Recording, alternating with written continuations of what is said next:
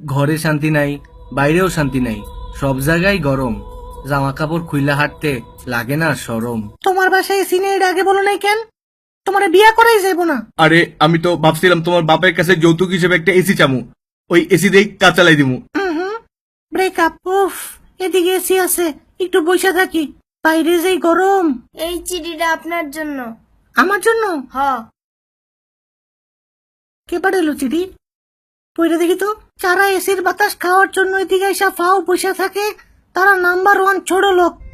আম্মা, কে রে, তুই মাথায় হেলমেট পরে রয়েছিস কেন? যেই গরম পড়ছে মাথার চান্দি তো পুরো গরম হয়ে যায় একেবারে। তো হেলমেট পরলে কি গরম কমবো নাকি? সেই দিন রাস্তা দিয়ে যাইতেছিলাম, এক বেটা আমার মাথার উপরে কড়াই রেখা ওটার মধ্যে তেল ঢেলা ডিম ছেড়ে দিছে। 2 মিনিটে ডিম পোজ হয়ে গেছে। আজকের ব্রেকিং নিউজ, আজকে প্রচন্ড গরম পড়ছে, তাই আজকে কোনো নিউজ পড়বো না, বাসায় জায়গা। স্যার দাঁড়ান, কথা আছে। আপনি অফিসে এমন ট্রাউজার পরে ঘোরেন কেন? আপনার শরম লাগে না? শরম? শরম? দাঁড়া, শরম দেখাইতেছি।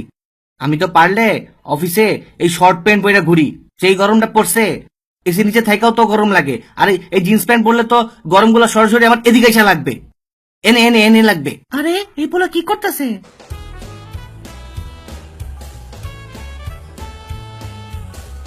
টাকা চুরি করতেছে?